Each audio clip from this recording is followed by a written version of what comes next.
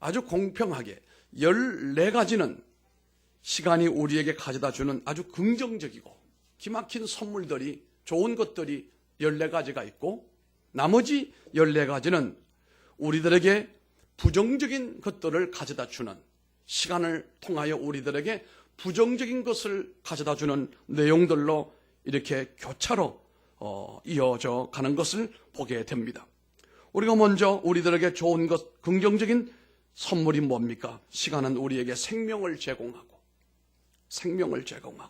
건강을 제공하고 또한 청춘을 제공하고 성취의 감격을 안겨다주고 춤추는 댄싱의 즐거움을 가져다주고 공격의 기쁨을 가져주고 소유의 기쁨을 알게 해주고 창조의 기쁨을 안겨다주고 생산의 의미를 가르쳐주고 발견의 의미를 가져다주고 웅변의 아름다움을 이야기하고 사랑의 추억을 가져다주고 평화와 즐거움을 안겨다주고, 이게 얼마나 아름다운 것들입니까? 이런 것들이 우리 삶에 마치 양념처럼 골고루 우리의 삶에 엉켜서 시간 속에서 우리로 하여금 기쁨을 누리게 만들고 즐거움을 갖게끔 만들어 주는 것입니다. 그러나 날 때가 있으면 뭔 때가 있대요? 죽을 때가 있는 것처럼 오늘 하나님께서 우리들에게 시간이라고 하는 것은 마냥 좋은 것만 있는 것이 아니고 날 때가 있으면 죽을 때가 있다라고 하는 이론처럼 생명은 죽음에 삼키워진 바 되어 죽음이라고 하는 부정적인 사건이 우리 앞에 오는 것처럼 14가지 내용은 시간 속에서 또한 우리가 많은 것들에 대하여 한탄하는 허무함을 느끼게 되는 것이 있다고 말합니다. 건강은 어느 날 갑자기 질병 속에 삼키워져 버리는 불행함, 청춘은 노쇠에 삼켜버리고 성취는 상실에 삼켜버리고 춤은 눈물 속에 삼키우고 공격은 패배로 변신하고 소유는 상실로 변절되고 창조는 파괴로 결론나고 생산은 약탈된 그 상실의 허무함 속에 삼키워야 하고 발견은 잃어버림으로 웅변은 침묵으로 사랑은 미움으로 평화는 전쟁으로 변해버린다는 사실입니다. 이것이 결국은 인생에게 허무감을 주는 것이라고 하는 겁니다. 앞에서 말씀드린 14가지의 이런 긍정적인 요소들은 우리로 하여금 삶의 기쁨을 주지만 결국 또 14가지는 그 삶의 모든 기쁨과 행복의 요소들을 전부 삼켜버린 가운데 결국은 인생은 허무합니다. 이런 말입니다. 이것이 우리 인생의 허무임을 이 전도자는 우리에게 교훈을 하려고 하는 것입니다. 시간 속에서 인생의 긍정적인 사건들을 경험하면서 그 이어서 우리가 끝까지 인생의 생애를 낙관할 수 없는 것이 바로 이어서 죽음과 질병과 노쇠와 상실과 눈물과 패배와 같은 이런 부정적인 것들이 그것을 삼켜버리고 만다는 것입니다. 결론이 무엇입니까? 인생은 이 시간 속에서 낙관할 만한 것이 있느냐? 인생은 비관할 만한 것이 무엇인가? 여기 전도자가 결론의 얘기를 9절에서 말씀하고 있습니다. 9절. 우리 9절 한번 다 같이 읽어보겠습니다. 일하는 자가, 시작. 일하는 자가 그의 수고로 말미암아 무슨 이익이 있으랴. 아멘. 결국 인생의 시간에 대한 결론입니다. 무슨 이익이 있으랴. 우리가 얻었다 하지만 그것이 무슨 내게 이익이 되겠는가? 우리가 얻으려고 애를 쓰고 발버둥을 치지만 그 인생 시간 속에서 결국은 무슨 유익이 있겠느냐? 인생의 길의 마지막에서 우리를 기다리고 있는 것은 절망과 허무함이라는 사실입니다. 이것이 인생에 대한 전도자의 결론입니다. 우리는 여기서 두 가지 교훈을 발견하게 됩니다. 하나는 우리가 시간의 주인이 아니라는 사실입니다. 내가 시간을 만들고 내가 시간을 좌지우지하는 권한이 있는 것이 아니고 이 시간의 경량 속에서 예견하지 못했던 죽음이 일어나게 되고 전혀 기대하지 않았던 질병이 일어나게 되고 전혀 기대하지 않았던 노쇠가 시작이 되어지게 되고 상실이, 눈물이, 패배가, 파괴가, 약탈이 갑자기 어느 날 내 앞에 서 있는 모습을 발견하게 된다는 겁니다. 이러므로 어쩔 수 없는 인생, 이런 인생의 경륜 속에서 우리는 비로소 내가 삶의 주인이 아니로구나. 나는 이 무대라고 하는 곳에 거저 왔다가 내 역할을 하고 떠나가는 연기자에 불과하구나. 이걸 깨닫게 된다는 겁니다. 일전에 급한 전화가 왔습니다. 우리 사촌 형님이 전화가 왔어요. 처음에는 뭔 소리인지 잘 몰랐어요. 나중에 보니까 그 형님 부인 되는 사촌 형수께서 병원에 갔더니 암이라는 진단이 왔는데 서울대학병원으로 내일 가기를 원한다 이거예요. 그래서 시간에 맞춰서 가보니 검사가 됐는데 결론이 뭐냐고 하면은 건강했어요. 전혀 이분은 아플 사람이 아니에요. 마지막 진단이 수술할 수 없을 정도로 췌장 말기 암입니다. 그러니까 아들이 그 얘기를 혼자 들었어요. 우리 조카가. 그러고 난 다음에 그 얘기를 자기 아버지에게도 못하고 자기 엄마에게도 못하고 나한테 그래요. 삼촌, 어떻게 하면 좋으냐. 일단은 충격을 줄이기 위해서 여기서 얘기하지 말고 아버지에게 이렇게 얘기를 해라. 이제 수술 날짜가 잡히면 곧 연락을 할 테니 오늘은 집으로 가 기다리면 빠른 시일 안에 연락한다고 해라. 그리고 내려가서 가자마자 내일 정도 돼서는 아버지에게 먼저 얘기를 하고 그리고 3일 안에 엄마에게도 잘 얘기를 해라. 저도 놀랐어요. 그렇게 건강하고 짱짱하던 양반이 췌장암 말기암이 되어 의사가 수술을 할 수 없을 정도로 심각하다고 하니 몸 안에 그와 같은 불행한 일이 그게 오늘 하루아침에 생긴 건 아니잖아요. 내가 물었어요. 해마다 검진을 하느냐? 해마다 검진한다 이거. 의사가 놓쳤든지 아니면 급하게 생겼든지 어쨌든 그 시간 안에 좋은 일만 있는 줄 알았더니 그런 불행한 일이 일어났어요. 그 다음에 들려오는 얘기예요. 아이고 이제 집도 잘 지어놓고 자식들 다 보내고 이제 편히 이제 쉬고 놀려고 잘 살아보려고 하는데 이게 무슨 청천벽력이냐. 내가 말은 안 했지만 그게 인생이니라 그랬어요. 제가 살아보니 그게 인생입니다. 희망과 소망이 그저 내 앞에 밀려올 줄 알았지만 또 그렇게 우리를 유혹을 했습니다. 그런데 그게 아니에요. 그 모든 것이 불행으로 다 삼켜져 버리고 마침내 우리는 허무함 가운데 인생을 마무리할 수밖에 없는 그런 인생이다. 이 역사와 시간의 주인이 내가 아니라는 사실을 그때서야 알게 된 거죠. 전도서가 오늘 말씀하는 두 번째 교훈은 무엇입니까? 어느 누구든지 영원하지 못하다는 겁니다. 시간 안에만 우리가 살 수 있는 것이고 반드시 우리 인간은 죽게 되어 있는 것이고 차이가 있다면 누가 먼저 죽는가라고 하는 차이가 있을 뿐이다. 아무것도 영원할 수가 없겠지만 우리 인생에 대하여 영원한 것이 아무것도 없다. 건강도 지속적으로 끝까지 좋다는 보장 없고 물질도 내가 눈 감는 날까지 풍족하게 된다는 보장도 없고 우리 가정의 자녀들이나 가정의 행복이 지금처럼 끝까지 간다는 보장도 없다는 겁니다. 다시 말씀드리면 청춘도 영원히 희속되지 못하고 성취도 지속되지 못하며 춤도 계속 출 수 없고 소유도 계속 지킬 수가 없고 창조도 계속될 수 없으며 생산도 계속될 수가 없다. 웅변도 사랑도 평화도 영원히 지속될 수 있는 것은 아니다. 모든 것은 마침내 우리 곁을 떠나가게 되어 있다는 겁니다. 모든 것이 변화되게 되어져 있고 여기에 시간의 허무가 있다는 사실인 것입니다. 두 번째 말씀의 내용은 10절로 15절의 말씀입니다만 시간이 주는 교훈을 잊지를 말아야 됩니다. 이 허무함 가운데 있는 우리 인간에게 시간의 교훈이 무엇입니까? 하나님은 왜 우리에게 시간을 주셨나요?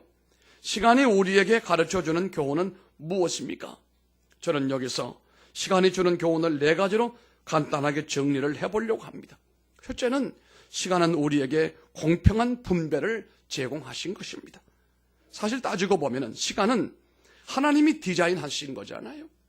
인생은 하나의 율동적인 것인데 이 율동을 통해 우리는 삶의 공평함을 경험하게 되는 것입니다. 10절로 11절의 말씀을 우리가 읽어봅시다. 한번 10절과 11절 두 절 말씀을 이어 한번 읽어보겠습니다. 함께 합니다. 하나님이 인생들에게 노고를 주사 애쓰게 하신 것을 내가 보았노라.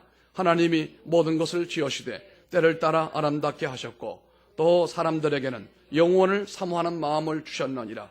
그러나 하나님이 하시는 일의 시종을 사람은 청량할 수 없게 하셨도다. 아멘. 아니, 어떻게 아름답다고 말할 수가 있느냐, 이 질문에 대하여 이런 질문이 나옵니다. 앞에서 10절과 11절의 말씀에 끝에 보니까 때를 따라 아름답게 하셨다. 아니, 죽음이 아름다운 것인가? 질병이 이게 아름다운 것인가? 노쇠가 아름다운 것인가? 상실이 정말 아름다운 것인가? 눈물이 아름답다는 것인가? 패배가 아름답다는 말인가? 이 질문은 우리에게 두 번째 교훈을 가져다 주는데, 두 번째 보게 되면요, 하나님께서 우리에게 하여금 시간 중에서 이런 사건들을 경험하게 하신 것은 하나님의 은혜가 무엇인가를 알게 해주시는 것입니다. 우리 성도들이 이 해 안에서 하나님의 은혜를 모르면 참 허무한 존재다. 참 고생만 하다가 마지막에 눈을 감을 때는 다 죽음의 포로가 되어 끌려가는 꼴이 아니겠습니까? 자식을 위해 그렇게 힘쓰고 애쓴들, 그 자식들이 여러분 마지막 내가 가는 길에 끝까지 효도를 보장합니까? 그 보장 못합니다.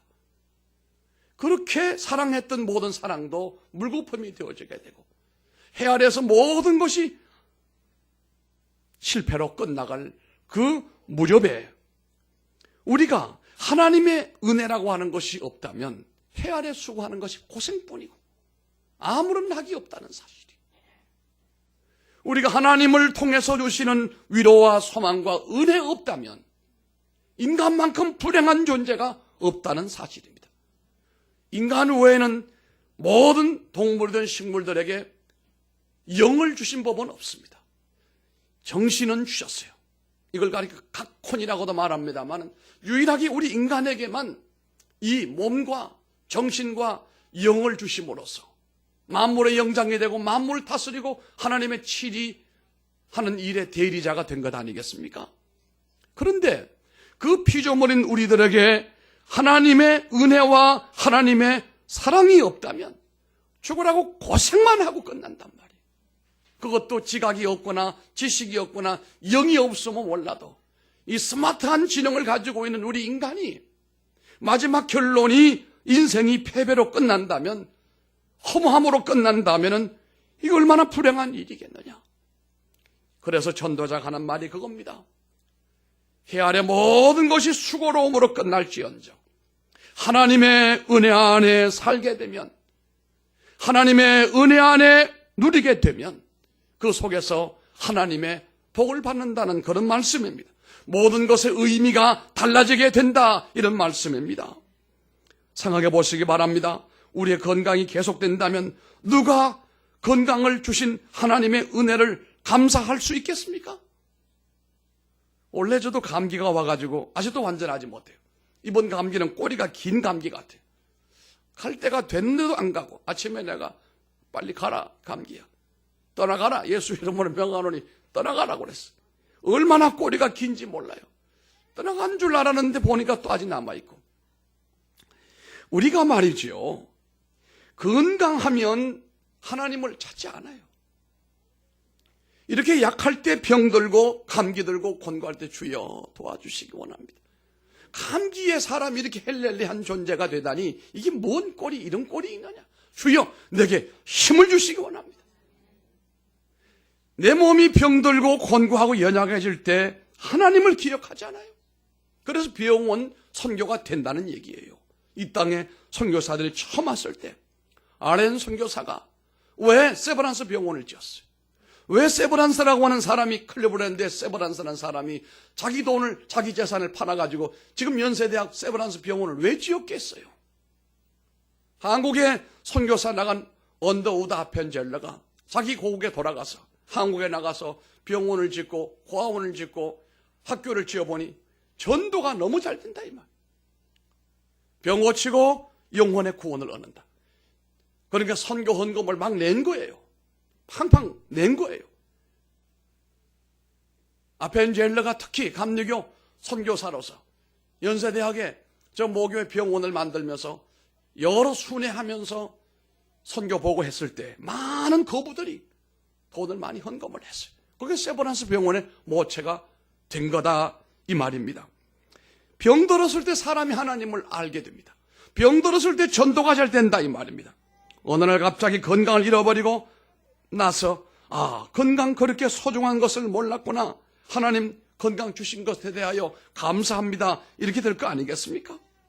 소유도 마찬가지입니다.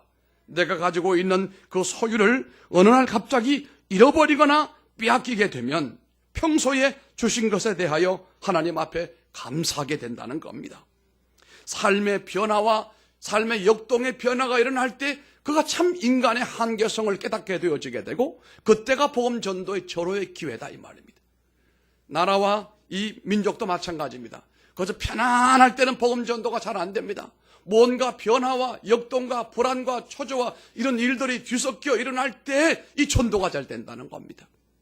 막 지진도 일어나야 돼요.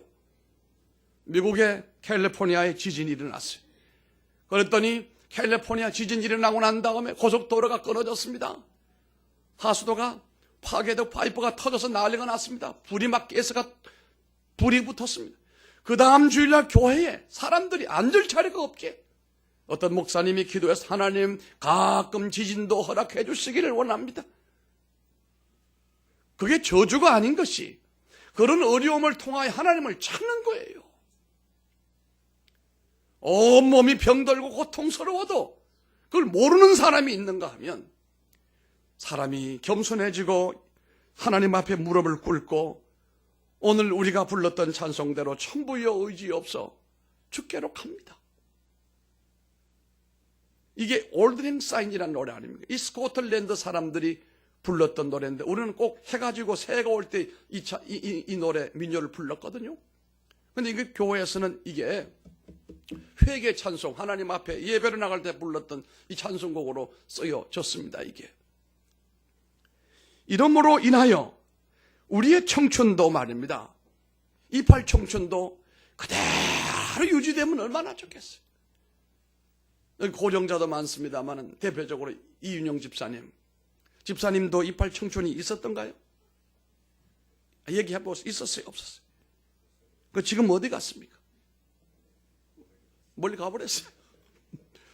저런도 28 청춘이 있을 때는 참 부잣집에 귀티 나는 아들이었어요. 평양에 북한에 그 평안도 사실 때 그때 벌써 피아노가 있고 형이 음악을 전공했으니 얼마나 부유한 집안에 살았겠어요. 그런데 지금 다 떠나간 것이야. 기억해봐도 소용도 없는 거예요. 청춘 다 떠나가 버린 거예요. 머리는 싹 다 빠져가지고 남은 게 떠난 것보다 더 많습니까? 적습니까? 허리는 구부정해지고 이게 남의 얘기가 아니에요. 시간 속에 다 늙어가는 거예요. 그 아름답던 청춘 어디 갔느냐? 여기 앉은 우리 현정이는 목사님 뭐 그런 설교를 하십니까? 이렇게 좋은 청춘 머지 않았어 그것도. 우리도 엊그제 다 그런 시절이 있었는데 그게 다 날아가 버렸어 청춘이. 강단에 섰어서 옛날에 성경에 우리 올로 목사님이 새벽에 글자를 제대로 못 읽으시고 건너뛸 때는 어떻게 성경을 저렇게 읽으시냐고 하나님 말씀을. 사돈 낱말하는 소리 아니. 저도 가끔 새벽에 성경이 안 읽어져가지고 보이질 않은데 어떡합니까? 집에 가서 사모님한테 혼납니다. 성경 똑바로 읽으라고.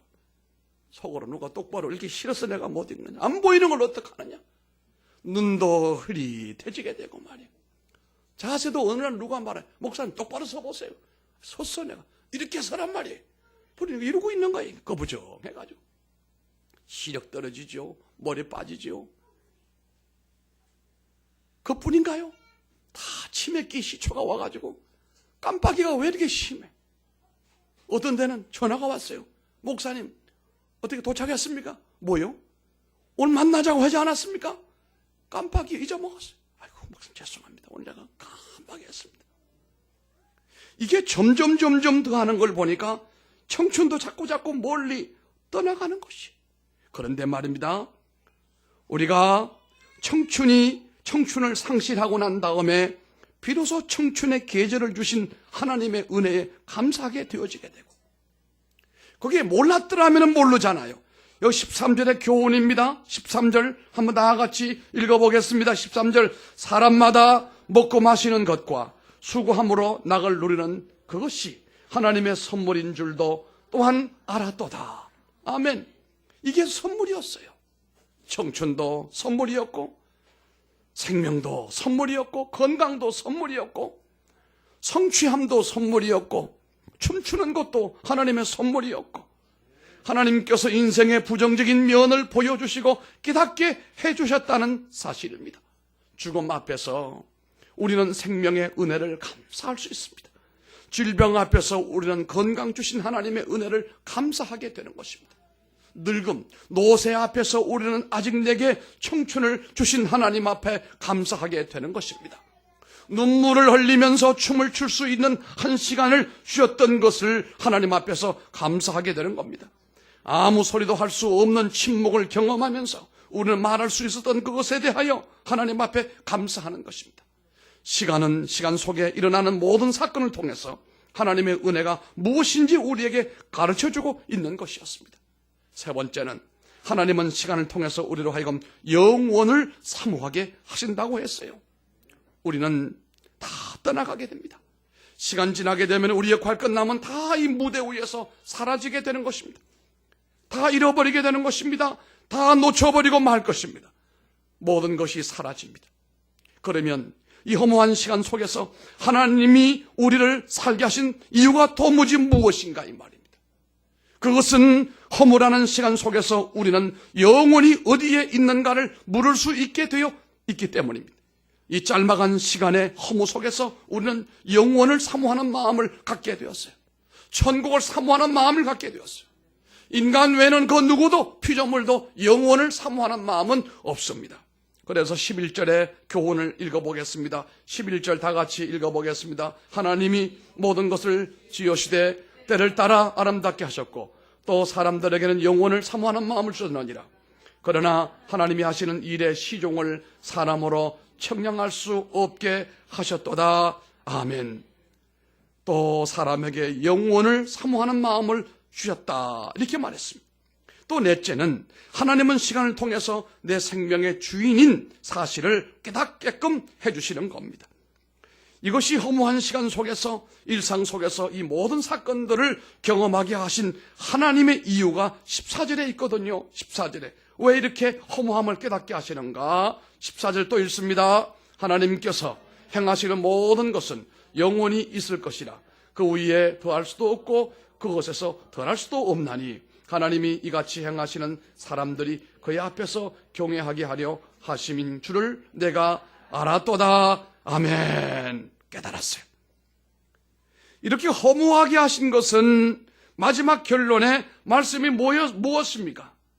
인간으로 하여금 깨닫게끔 해주시는, 모든 것이 하나님이 하시는 일인 것을 비로소 우리로 하여금 깨달음을 주기 위해서 인간의 모든 것들이 허무함으로 이어지게 된다는 사실을 깨달았습니다.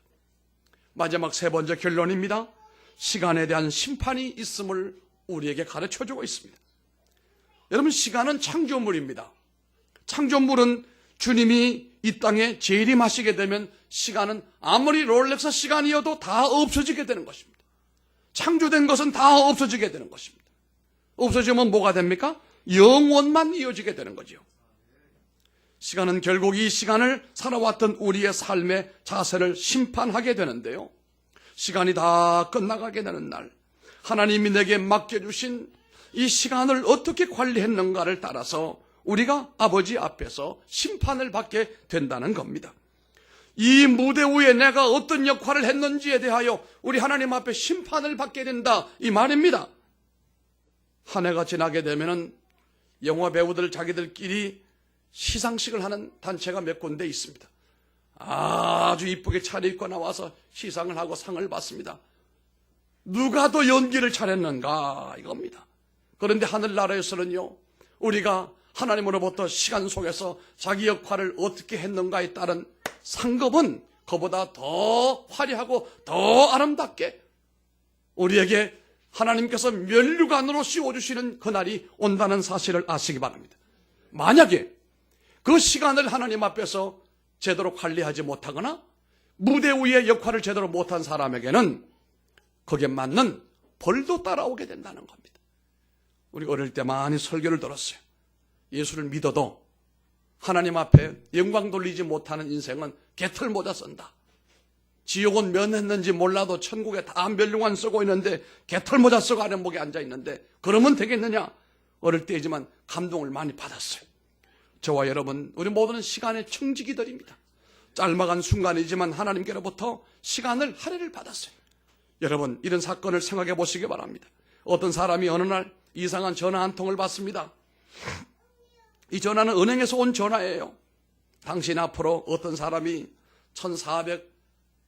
1440만 원을 은행에 입금을 했습니다. 당신 계좌로.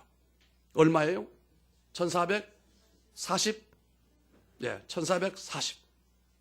원을 입금을 했다 이겁니다. 그런데 그분이 입금을 하면서 당신에게 꼭 부탁하는 얘기가 있습니다. 꼭 전하라고 그랬습니다. 뭔데요? 이 돈은 반드시 오늘 다 써야 됩니다. 아무런 조건은 없습니다. 그러나 유익하게 쓰기를 바랍니다. 박 장로님, 예, 잠깐 가세요. 문 장로님, 장로님은 1440만 원 써본 날이 있습니까? 장로님은 역시 장로님이. 예. 우리 이 집사님 써본 날이 있습니까? 없습니까? 예. 저는 교회 지을 때 하루에 5억도 써보고 6억도 써봤어요. 개별적으로 나를 위해서는 나는 써보지 못했어요. 그런데 은행에서 내게 1440만 원을 입금을 했는데 오늘 써라. 아무런 조건은 없다. 그러나 잘 써라고 전화가 왔어요. 그래서 어리둥절했어요. 기분이 좋기도 하지만 또 한편으로는 좀 이상한 거예요. 그래서 이 1440만 원을 다 쓰지를 못하고 그 다음 날이 됐는데 또 전화가 온 거예요. 어제 1440만 원 다 못 썼죠? 예, 다 못 썼는데요. 오늘 또 1440만 원 입금이 됩니다. 어제 거는 다 무효로 끝났습니다. 어저께 못 쓴 건 다 끝났습니다. 오늘 다시 1440만 원 입금하니까 좋은 일에 꼭 쓰시고 후회 없기를 바랍니다. 3일째가 됐는데 또 전화가 온 거예요. 그래 이력이 생겨가지고 다 써버렸어요. 쓰니까 또 쓰게 돼. 그런데 그 다음날 또 전화가 와 또 입금이 되네. 어저께도 1440만 원 썼는데 오늘 쓰니까 또 쓰여지네. 이게 매일 반복되는 거예요. 어떤 날은 또 모자라는 날도 있네 또. 좋아 어쨌든. 그런데 그 돈을 매일 쓰면서 기분이 좋았지만 이 사람 마음 한구석에 불안한 마음도 생기는 거예요. 어느 날 갑자기 이것이 딱 멈춰버리면 어떡하지? 이 돈이 입금이 늘 대답 안 되면 어떡하지? 여러분 제가 왜 이런 이상한 얘기를 합니까? 이 1440만 원이 뭔지 아십니까? 하나님은 저와 여러분에게 똑같이 하루 24시간을 주신 거예요. 이 24시간을 분으로 계산하게 되면 바로 1440분이 된다 이 말이에요. 하나님께서 우리에게 1440만 원을 주셨지만 1440분은 또 주신 겁니다. 공평하게 다 나누어 주신 겁니다. 부자에게나 가난한 사람에게나 젊은이에게나 늙은이에게나 다 1440분 시간을 공히 주신 겁니다. 우리는 그것을 마음대로 사용할 수가 있습니다. 우리 마음대로 그것을 유용하게 쓰면 됩니다. 그러나 기억해야 됩니다. 그거 쓰고 난 다음에 만약에 다 못 쓴 것은 무효로 넘어가 버리고 말고 쓴 것에 대해서는 어느 날 계산할 때가 온다 이 말입니다. 결산의 날이 온다는 사실입니다. 매일 1440분이 왔는데 어느 날부터 딱 끊겨 그날이 죽는 날이에요. 시간 주심을 감사하기 바랍니다. 하루하루 시간이 돈보다 귀한 줄로 아세요? 어떤 분이 말했습니다. 1년만 살게 해주시면 내 재산 절반을 바치겠다. 생명이 돈보다 귀한 겁니다. 여러분 17절의 말씀을 한번 볼까요? 내가 17절 시작. 내가 내 마음속으로 이르기를 의인과 악인을 하나님이 심판하시리니 이는 모든 소망하는 일과 모든 행사의 때가 있음이라 하였으며. 아멘. 그렇습니다. 이 시간 속에서 어떤 사람은 악인이 되고 어떤 사람은 시간 속에서 의인이 되기도 하는 것입니다. 착한 일 하는 사람도 있고 못된 일 하는 사람도 있습니다. 드라마를 보고 영화를 보십시오. 악인도 있고 선한 사람이 있기 마련입니다. 이 사람들의 삶의 방법이나 하나님이 맡겨준 시간을 가지고 어떻게 자기 인생을 만들어 왔는지 이 모든 것을 결산하는 순간이 반드시 온다는 얘기가 우리로 하여금 엄숙하게 만들어주고 시간 앞에 두려움을 갖게 하는 겁니다. 시간을 생각할 때 언제나 내 마음속에 떠오르는 말이 하나 있습니다. 시편 기자가 90편 12절에서 이런 말을 했지요. 우리에게 우리날 계수함을 가르치시사 지혜의 마음을 얻게 하소서. 아멘. 여러분 90세를 살면 많이 사는 겁니다. 100세 사시면 많이 사는 겁니다. 그렇다면 만약에 90이나 100에서 여러분의 나이를 빼보시면 얼마나 남았는가 계산이 금방 나옵니다. 70세이신 분은 90에 끝이 난다면 20년 남았어요. 60인 사람은 30년 남았어요. 그런데 모두가 말하기를 얼마 안 남았구나, 많이 안 남았구나 이렇게 할 겁니다. 하나님은 이 짧은 시간 속에서 우리에게 중대한 것을 이루어 주시기 위하여 우리를 매일매일 지켜보고 계십니다. 만일 이 시간을 주신 하나님을 인식하고 경외하는 가운데 이 삶을 멋지게 만들어 가도록 하나님과 협력할 때에 내 삶은 놀라운 가능성을 가진 하나님의 자원이 될 수가 있을 것입니다.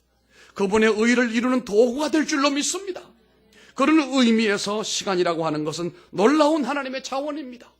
그런데 이 시간을 가지고 위대한 창조의 발자국을 남긴 사람이 있는가 하면은 그 시간 속에서 아무것도 이루지 못하고 왔노라 먹었노라 쌌노라 죽었노라 이렇게 산 사람도 흔히 있습니다.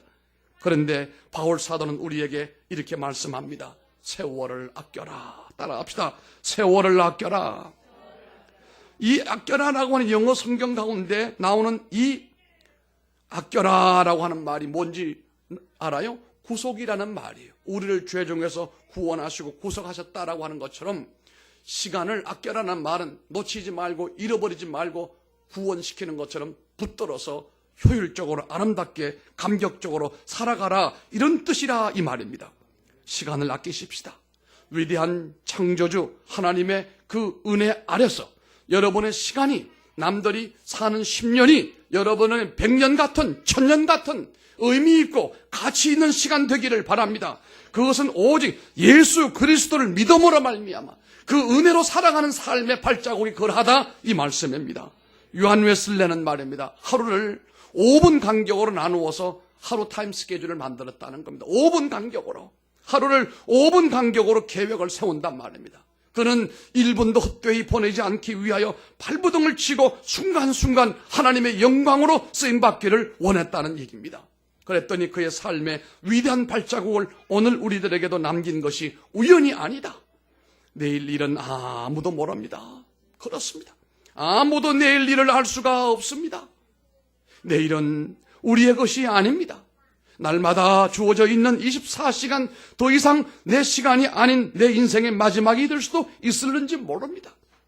하나님이 우리들에게 주신 시간을 귀하게 복되게 쓰시고 하나님의 은혜 그늘 밑에서 아름다운 하나님의 작품이 되기를 바라고 마지막 주님 앞에서 그 시간에 대하여 심판받는 사실을 꼭 명심하셔서 이 땅에서보다는 하나님의 나라에서 하나님으로부터 면류관 서는 성도가 되기를 바랍니다. 어떤 분이 물었습니다. 집사님이 잘 되기를 원합니까? 자식이 잘 되기를 원합니까? 자식이 잘 되기를 원하죠. 그러거든 아무런 불평하지 말고 무조건 하나님 앞에 헌신하시고 순종하세요. 반드시 당신 자식을 하나님께서 보상하실 겁니다. 그런데 집사님 중요한 건 집사님이 천국에서 검열류관 쓸 겁니다. 그랬습니다. 기도하겠습니다. 존귀하신 아버지